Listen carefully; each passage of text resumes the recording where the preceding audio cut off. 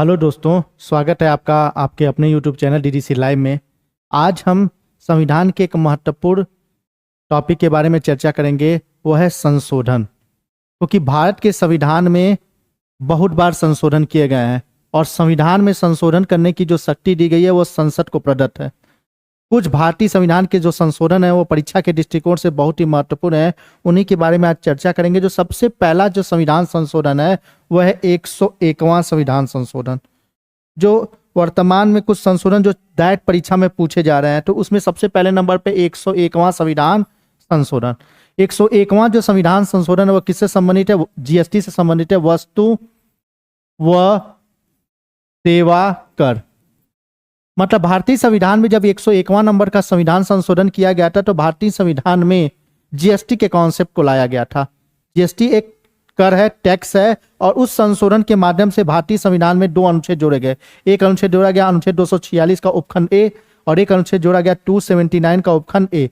246 में यह बताया गया है कि जीएसटी से संबंधित कोई भी प्रावधान राज्य सरकार तथा केंद्र सरकार क्या कर सकती है? बना सकती है। और साथ ही साथ भारतीय संविधान के अनुच्छेद 279A में क्या जोड़ा गया? इसमें यह जोड़ा गया जीएसटी परिषद का।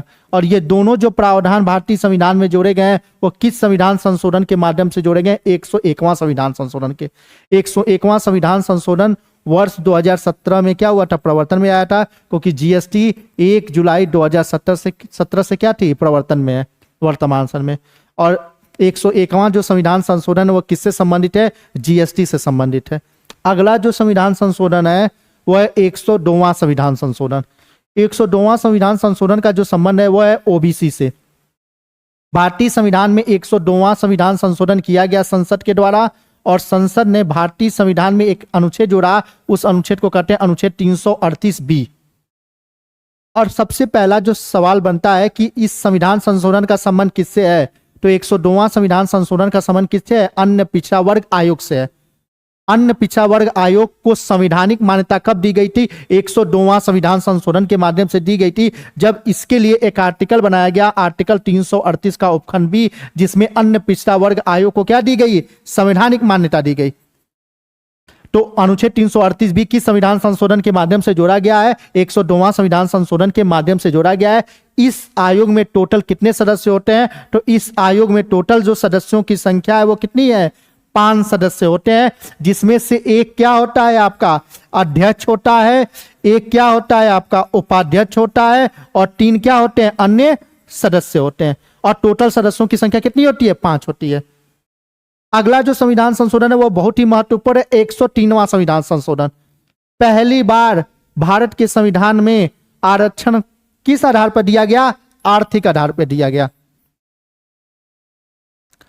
जब एक कॉन्सेप्ट लाया गया EWS, इकोनॉमिकल वीकर सेक्शन, आर्थिक रूप से जो कमजोर वर्ग होंगे सामान्य वर्ग में, उनको 10% क्या दी जाएगी? आर्थिक रूप से कमजोर वर्ग जो होंगे उनको 10% क्या दी जाएगी? आरक्षण दी जाएगी। किसके? सामान्य वर्ग के, जनरल।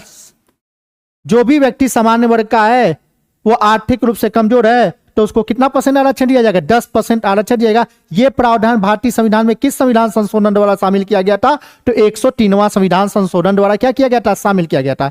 103वां जो संविधान संशोधन है EWS से संबंधित है, और 103वां संविधान संशोधन के माध्यम से 2 अनुच्छेद भारतीय संविधान में जोड़े गए। एक अनुच्छेद जोड़ा गया अनुच्छेद 15 का उपखंड 6, क्योंकि आप जब भारतीय संविधान का अनुच्छेद 15 पढ़ेंगे तो इसमें बताया गया कि धर्म, जाति, लिंग, जन्म स्थान या वर्ण के आधार पर भेदभाव नहीं किया जाएगा।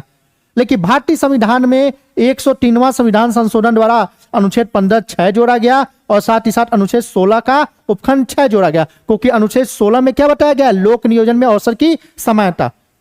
और इस दोनों अनुच्छेदों को किस संविधान संशोधन द्वारा जोड़ा गया है? 103वां संविधान संशोधन के माध्यम से जोड़ा गया है। और दोनों जो संविधान संशोधन है वो किससे संबंधित है? EWS से संबंधित है। अगला है 104वां संविधान संशोधन। 104वां संविधान संशोधन में 2 महत्वपूर्ण बातें हैं, क्योंकि पहले भारत के संविधान में राष्ट्रपति को यह प्रदान था कि वो लोकसभा में 2 सदस्यों को क्या करता था? मनोनीत करता था, जिनका संबंध आंग्ल भारतीय समुदाय से था। और साथ ही साथ राज्य की विधानसभा में राज्यपाल एक सदस्यों को मनोनीत करता था जिनका संबंध किससे था? आंग्ल भारतीय समुदाय से था। लेकिन 104वां संविधान संशोधन के द्वारा ये जो आंग्ल भारतीय समुदाय को मनोनीत करने की जो व्यवस्था थी लोकसभा में और राज्यों की विधानसभा में, इसको क्या कर दिया गया? अनकॉन्स्टिट्यूशनल कर दिया गया, इसको मान्यता को समाप्त कर दिया गया। और साथ ही साथ इसी 104वां संविधान संशोधन के माध्यम से लोकसभा और राज्य की विधानसभा में जो एससी और एसटी सीटों को आरक्षण दिया जाता था उसको विस्तारित करके कहां तक कर दिया गया है? 2030 तक। मतलब 104वां संविधान संशोधन दो चीजों के लिए जाना जाता है। पहला, आंग्ल भारतीय समुदाय को जो मनोनीत करने की व्यवस्था थी उसको पूरी तरह से समाप्त कर दिया गया, और साथ ही साथ अनुसूचित जाति तथा अनुसूचित जनजाति के लिए जो निर्वाचन करने की जो व्यवस्था थी, जो सीटें आरक्षित थी, उनको 2030 तक क्या कर दिया गया? विस्तारित कर दिया गया। अगला संविधान संशोधन क्या है? 105वां। जो 105वां संविधान संशोधन है वो क्या कहता है कि राज्य और केंद्र शासित प्रदेश अपने यहां ओबीसी की सूची क्या कर सकते हैं? तैयार कर सकते हैं। उनकी शक्ति को क्या कर दिया गया? बहाल कर दिया गया। मतलब भारतीय संविधान में 105वां संविधान संशोधन के माध्यम से राज्य और केंद्र शासित प्रदेश को यह अधिकार दे दिया गया, यह शक्ति दे दी गई कि वह अपने राज्यों में ओबीसी की सूची को क्या कर सकते हैं? तैयार कर सकते हैं। यह प्रावधान किस संविधान संशोधन द्वारा शामिल किया गया? 105वां संविधान संशोधन के माध्यम से। अगला है और जो सबसे अंतिम नंबर पे है 106वां संविधान संशोधन अधिनियम, जो वर्तमान समय में बहुत ही चर्चा का विषय बना है, क्योंकि 106वां संविधान संशोधन अधिनियम को भारत सरकार के द्वारा नारी शक्ति वंदन अधिनियम क्या कर दिया गया है? घोषित किया गया है। यदि आपसे परीक्षा में पूछा जाएगा नारी शक्ति वंदन अधिनियम का संबंध किस संविधान संशोधन से है, वो किस संविधान संशोधन से है? 106वां। क्योंकि भारत सरकार ने नारी शक्ति वंदन अधिनियम किसे घोषित किया है? 106वां संविधान संशोधन अधिनियम को। और 106वां संविधान संशोधन अधिनियम के माध्यम से या नारी शक्ति वंदन अधिनियम के माध्यम से लोकसभा जो केंद्र किया जनता का सदन होता है, विधानसभा जो राज्य में जनता का सदन होता है, और दिल्ली विधानसभा में 33% आरक्षण महिलाओं के लिए क्या किया है? घोषित किया है।